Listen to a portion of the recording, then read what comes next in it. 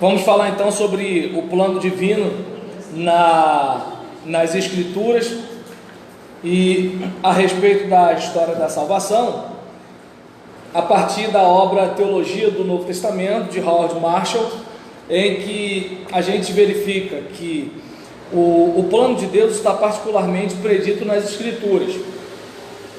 De todos os escritores do Novo Testamento, talvez seja Lucas o mais articulado sobre o fato de que o estabelecimento da igreja e sua missão é objeto de profecia, estando deste modo estreitamente associado à vinda do Messias no plano de Deus. É por essa razão que Lucas escreveu o Evangelho e Atos. Existe um uso muito considerável das Escrituras em Atos, em particular nas falas dos vários personagens que não propriamente não propriamente na estrutura narrativa.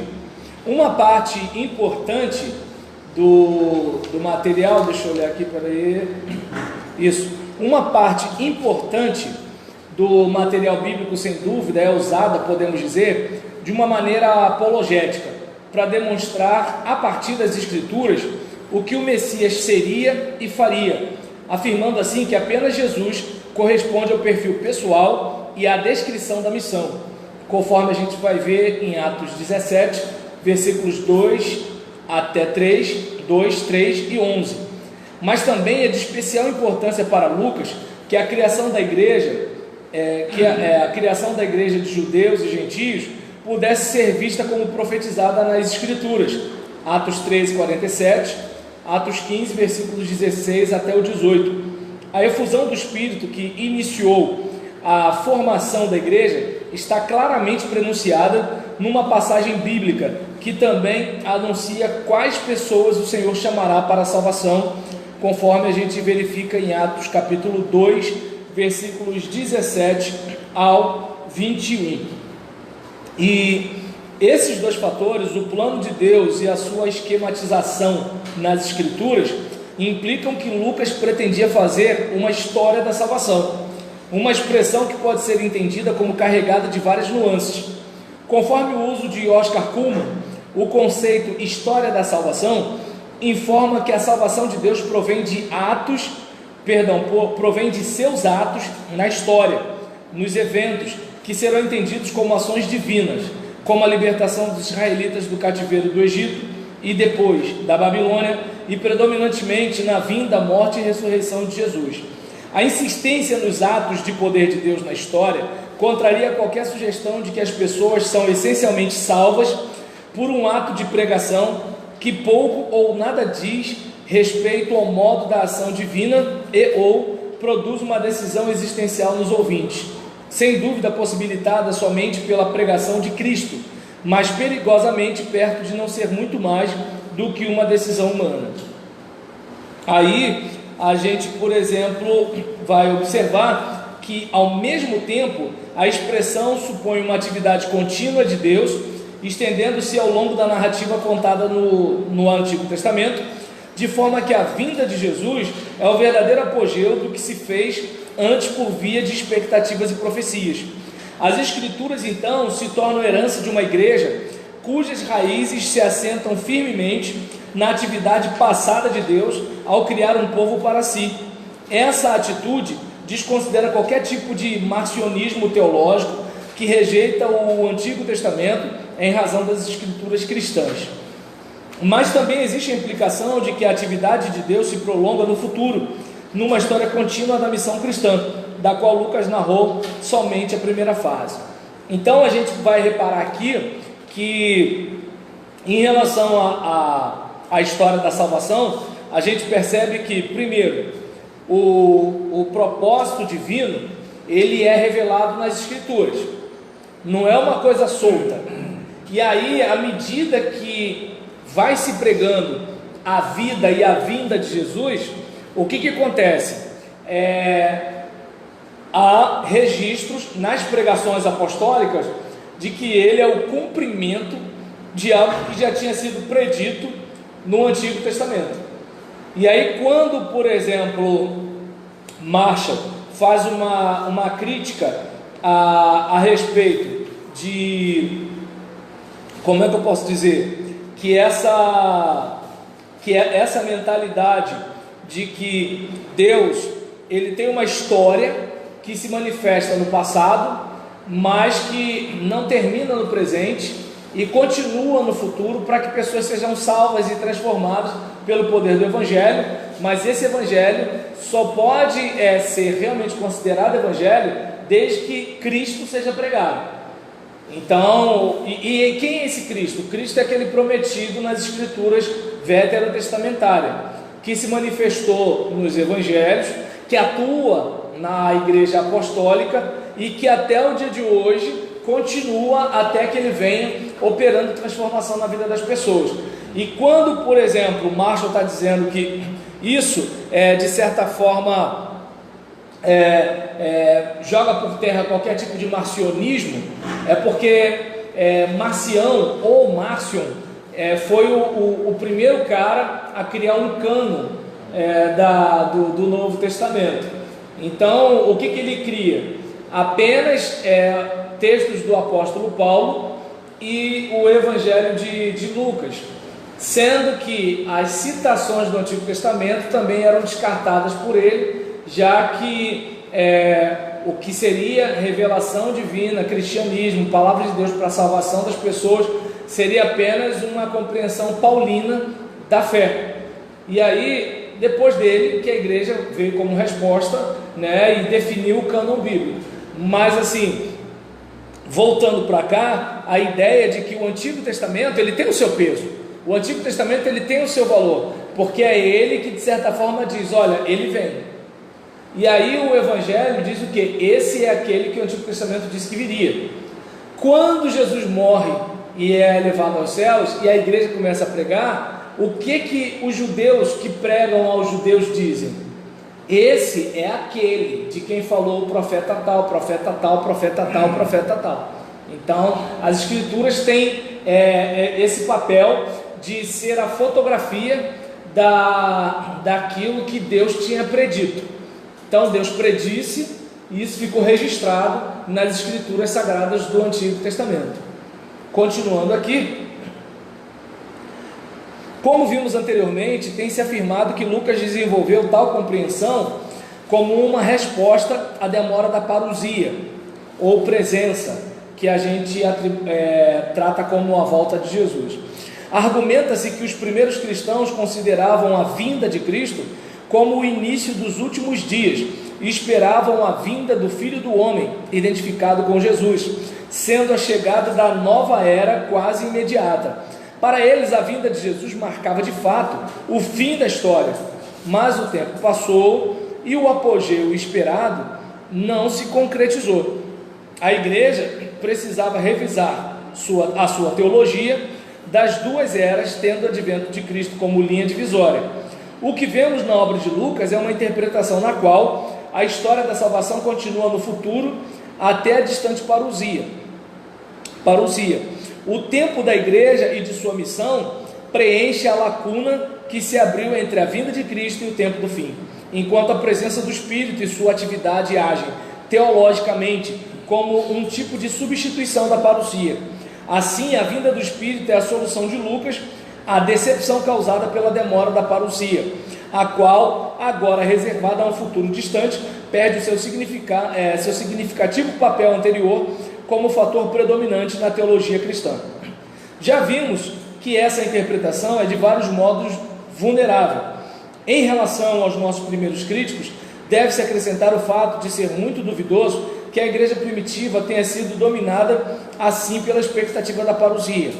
É bem mais provável que o tipo de concepção aqui atribuída à teologia posterior de Lucas já estava realmente presente numa fase muito anterior.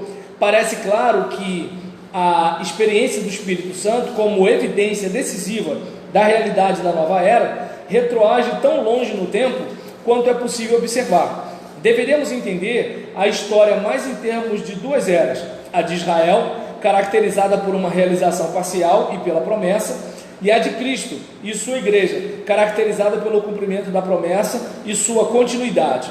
Existe, obviamente, uma distinção entre o período que compreende o antes e o depois da ressurreição de Jesus e o do Pentecostes. Porém, trata-se de duas fases da era do cumprimento. E além disso, não se trata simplesmente de que para Lucas a parousia tenha perdido o significado que possuía para os primeiros cristãos ao ser adiada indefinidamente. Por fim, John Noland nos advertiu contra entender a história da salvação em 3 períodos nitidamente delineados, em vez disso, ao que ele chama de repetições e gradação. Então, a gente, por exemplo, vai observar aqui a ideia de que havia uma compreensão muito clara do tipo, olha, daqui a pouco ele vem buscar a gente, daqui a pouco ele vem buscar a gente. Entretanto, de acordo com alguns críticos, daqui a pouco ele vem buscar a gente, mas ele não buscou a gente. Então, vamos realinhar o discurso. No caso aqui, Marshall, ele acha que os críticos pegam muito pesado com isso e que eles já tinham uma certa noção de que Jesus viria lá na frente. Eu, pelo menos, fico mais perto dos críticos aqui, fico um pouco longe do Marshall, porque a gente percebe que a igreja, no primeiro momento, eles se desfazem das coisas para viverem em comunidade. Então a gente, por exemplo, observa que ali há uma compreensão do tipo, olha, o que importa é a vida da gente aqui. Parece que há uma expectativa do tipo, olha, a qualquer momento ele vem, pelo menos é o que parece. Tanto é que Paulo, quando escreve aos Tessalonicenses, começa a explicar alguns sinais antes. Por quê? Porque tinha uma rapaziada que já não estava trabalhando, ele estava dizendo, aquele que não trabalha, que também não coma. Paulo era grosso, né? Aí nesse negócio, então a gente, sei lá, né? Quem sou eu para discutir com o pessoal nível hard? Eu sou nível soft, né? Então, eu não sou nenhum faixa preta aqui não, mas pelo menos parece, né, que assim, numa caminhada vai se revendo a teologia, como acontece hoje. Existem coisas que hoje o pessoal está relutando, mas daqui a 20 anos, daqui a 30 anos, daqui a pouco já está ajustado. Como existem coisas que hoje para a gente é tranquilo, que há 30 anos, por exemplo, tem gente que no passado espiritualizava o jogo de futebol. Tem gente que no passado espiritualizava a irmã parar a franja. Tem gente que espiritualizava um monte de coisa. Ainda tem? Aí nesse caso, né, por exemplo, entende? Passar debaixo da escada. Não, isso aí já não tem nada a ver com fé cristã, não. Já misturou, está misturando as coisas. Simpatia, pô. Aí, nesse caso, aí, por exemplo, a gente observa, né, que assim, em relação a essa questão, que a teologia, gente, ela esse pensamento não é meu, mas eu pego emprestado. A teologia tem que ser escrita a lápis. Por quê? Porque de acordo com a nossa época, a gente vai tendo uma leitura das coisas. Agora, assim, as escrituras, a gente tem, porque se a gente for mexer nas escrituras, complica, porque assim, cada um vai botar alguma coisa, né? Aí complica o negócio. Mas assim, a revelação em si, Deus mostrou algo, nós cremos, Deus compartilhou algo com os homens, nós cremos, a igreja foi construída a partir dessas informações, nós cremos nisso. Entretanto, a gente precisa, né, observar que assim, cada época é de um determinado jeito, e até mesmo os escritores do texto sagrado, eu tenho aqui, até os escritores do texto sagrado, eles são homens do seu tempo. Descoberta do dia a dia que estavam ocultas. Entende?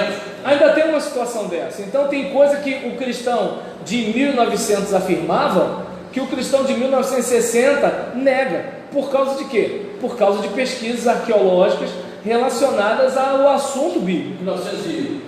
Início da década de 900, início, e 1942, 32. Os manuscritos de Qumran, uma atrás do outro. Entende? Então, eu não sei se dá para perceber que assim, a gente, a respeito desse assunto, a gente precisa. Igreja Batista Central, Vigário Geral, colocou show, hein? Olha aí.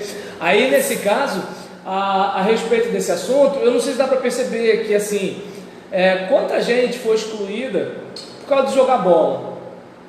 Hoje a gente fala assim, mas o que isso tem a ver com a Bíblia? Na época tinha. Entendeu?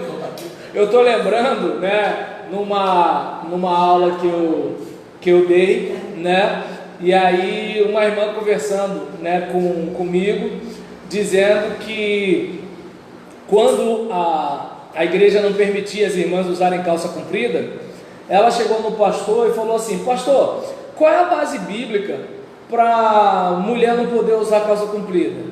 Aí ele: obedecer a vossos pastores. Aí eu falei para ela: não deixa de ser base bíblica. Entendeu? Então, ou seja, tem coisa, por exemplo, a televisão, ela era o ovo do diabo, era o olho do diabo. Tá dando para entender o chifre, né? Então, assim, aí você percebe que, assim, quantas vezes. Década de 70, o Jefferson podia nascer nas igrejas, a blusa do Jefferson. Não dava, não. Camisa sem manga, mulher com blusa sem manga era difícil. Era aquela com os babadinhos aqui, lembra desses negócios? Tacavam laque, era daquele jeito. E aí, nessa situação, né, a gente, por exemplo, vai observar que essas questões devem ajudar a gente a refletir, a gente a pensar, né? E assim, voltando para cá, depois dessa volta toda, eu entendo que eles realmente tinham aquela expectativa de que Jesus voltaria logo.